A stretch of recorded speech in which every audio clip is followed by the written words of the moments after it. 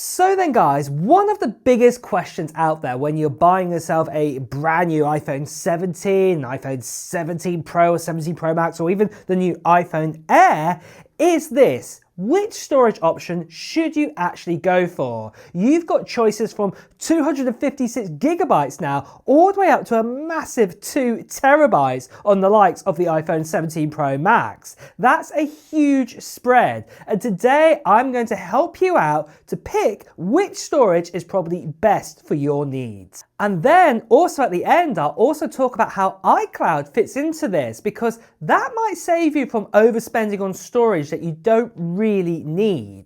So with that, let's begin then, and why picking the right amount of storage at the start is very important, because once you pick the storage for your iPhone, that's it. You're locked in. You cannot upgrade the storage in your iPhone. So that is it. You are stuck with it. And obviously, you could also have the other effect that the higher amount of storage that you may pick, it might seem like a good idea that obviously, yeah, that might future-proof it. But if you're a person who's going to be upgrading your phone, say every 2 to 3 years, maybe that, going for 1 terabyte option and you've only used up, say, 256 gigabytes on your iPhone at the moment, and you had that iPhone or even previous iPhones for the last, say, 10 years, that you might not even get up to 1 terabyte in the future, and that might not be worth it whatsoever. But then you may have the other conclusion that you may be using, say, 230 gigabytes right now, and you're also thinking of having a phone for the next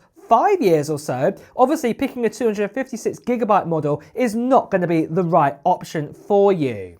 So what I'd encourage you to do is to go onto your iPhone right now, like what's next to me at the moment, go into your storage and see how much you've actually used. Take a note of how many apps is using up space. Take a note of how much videos are taking up space, and also pictures too, and other bits and pieces, because obviously a lot of app data, for example, if you're using like the app WhatsApp, for example, and you're getting loads of photos coming in, that will use up quite a lot of data there too. The point is, look at what you've got right now before jumping in and buying your next iPhone storage. And then after that, then what I would say is you need to bolt on these next recommendations. So say you've only used, say, 100 gigabytes right now, then what you'd need to do is basically listen to these next parts to work out if you need to add on these on top of that storage amount. So let's get started then. First of all, let's start out with the 256 gigabyte option. And this one, I would say, is for the casual kind of user.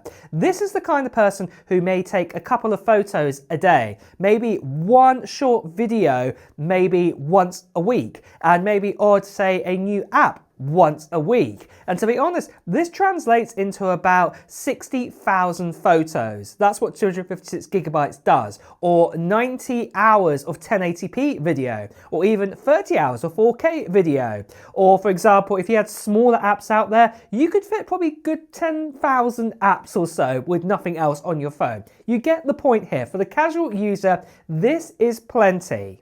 But next is 512 gigabytes, and this is for someone who takes a lot more photos. I'm thinking, say, 8 photos a day that you actually keep. Maybe a couple short videos, maybe a week as well. And maybe you add a new app or 2 apps once a week. What, small ones, not brand new AAA games or any of this, but you get the idea. With 512 gigabytes, you can store roughly 120,000 photos just on your iPhone, or 180 hours of 1080p video, or 60 hours of 4K video. And you can imagine you can store even more apps than what we said about 256 gigabytes. I've always said that 512 gigabytes is probably a good sweet spot at the moment, especially if you're not into cloud backing up, what we'll talk about in just a moment. But then after that, we've got the big boys. We have got the 1 terabyte and also the 2 terabyte. What is on the likes of the iPhone 17 Pro Max only? You cannot get a 2 terabyte on a Pro model. But at the end of the day, these are aimed at power users. These are not for your casual kind of users. These are the ones what like Apple advertise and show their videos of them using the actual phone to record, say, a actual, silver screen movie or something like this. But at the same time as well, it's also great for, say, content creators or vloggers or anyone who shoots, say, a lot of 4K or ProRes videos or log videos. You get the idea. You might be taking, say, 16 photos a day that you're keeping, filming multiple 2-minute clips, or, you might be making, say, on YouTube a video, what is about 10 minutes long, twice a week or something like this. This is what it's going to be for. This is that kind of phone. That's what I would say a 1 terabyte or a 2 terabyte is for. It's not for the casual person who just takes some photos, maybe deletes a load of them over time or things like this. It is not for that person. It is the person who is going to be using this phone what kind of, I'd say, Apple intended it for. Not for the people who go, oh, look at me, I've got a Pro phone and I can take 4K video on it. No, we're talking ProRes video. We're talking all of the top-notch kind of bits and pieces, using this for actual videos that you're not just going to show your friends and families, actually ones that go probably professional like on YouTube, or even say for a professional mini movie out there. So yeah, this is what these are for. And just to give you a roundabout numbers with 1 terabyte, what that gives you, well, that actually gives you 240,000 photos with 1 terabyte, or 360 hours of 1080p video. Or, this even gives you more in 4K video. This actually gives you 120 hours in normal 4K. So you know what I'm saying about making a mini movie? Yeah, 120 hours. You can see that this is a real massive amount of storage that only a certain amount of people actually need. Or what this phone's for is that if you want to keep everything on your phone and you don't want to use any kind of cloud backing up, or you don't want to do any backing up whatsoever, and if you lost your phone, that's it, all your stuff's gone.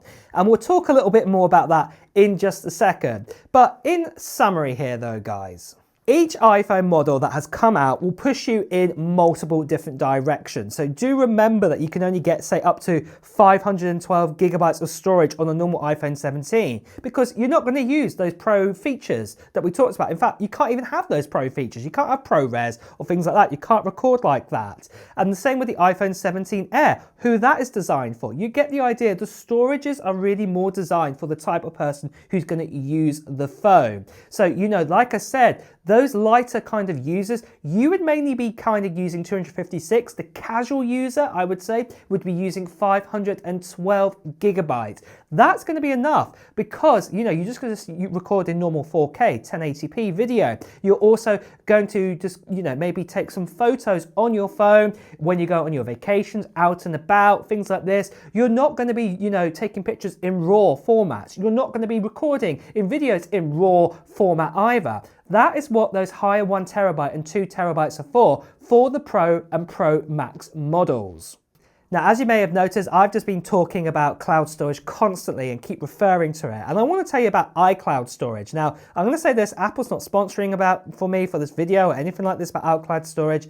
But what I would say is that iCloud storage is definitely a great option to get out there, even if you have a 256 gigabyte model. Now, I am a content creator here, guys. Now, you would be surprised to know that right now that my iPhone 16 Pro Max is only 256 gigabytes of storage. And look how much I've used here. Now, most of my B-roll that I actually make is actually all made on my iPhone. I record the majority on that. And I've not used loads of storage up. The main reason is because I've paid for an iCloud 2 terabytes. Now you might be thinking, whoa, that's a lot. But the thing is though, with having iCloud storage, it backs up all of my videos, it backs up all your photos. And the great thing is, I don't know how Apple does it, they have some sort of magic going on that all those photos, all those videos are still on your phone, but yet they're in the cloud too. And even if you're out and about really with no signal, you can still access them quite easily. They sort of shrink it down. I don't know how they do it, some sort of compression. Someone technical could probably describe it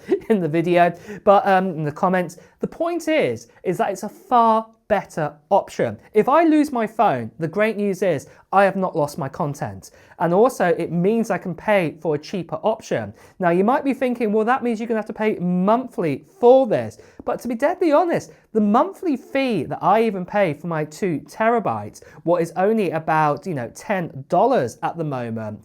In the grand scheme of things, even if you times that up by around about, say, a year, well, that's $120. the price difference between a 256 gigabyte to a, say, 2 terabyte storage, even in that, is not that in a year, not even in 2 years, not even in 3 years. You get the point here. It's still cheaper to get iCloud. And that also gives you that benefit of the doubt that if you lose your phone, break your phone, or something like this, you've got it all stored. And so for that, the great thing is you can actually pick a lighter storage phone. And in fact, most of the time what actually happens is system information, things like your WhatsApp data, game data, and all of that mainly starts clogging up your data in your phone. And actually your likes of your pictures and your photos, they actually start going into the cloud. So they don't really actually affect your storage whatsoever.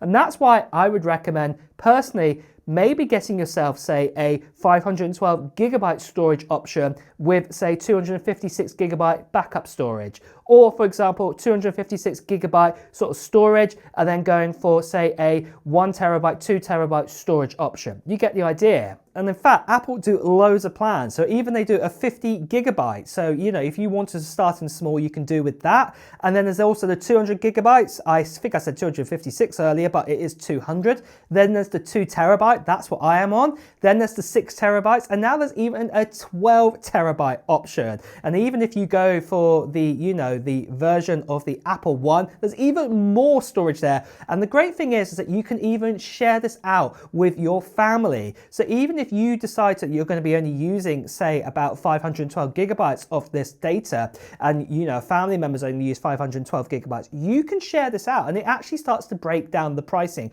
quite well. So really, it is perfect out there. Personally, like I said, my option would be to actually go for something like the 200 gig option out there with, say, 256 gigabytes or, say, the 512 gigabytes, because I don't think the 50 gigabytes is enough personally in this day and age, especially if you carried over from iPhones for years now, or even if you're switching from Android, all of your data being backed up. Yeah, it's going to take up a lot of space. And that is the other great thing as well, that if you load all of your photos from Android onto this, then obviously that is far quicker, that everything gets backed up there. Or for example, if you swap from an old iPhone to a new iPhone, the great thing is transferring all your data will be so much more faster because all your photos and everything are in the cloud. It doesn't need to transfer all that data over because it knows it can just access it from the cloud anyway. And that is why I believe that iCloud is such a good benefit here.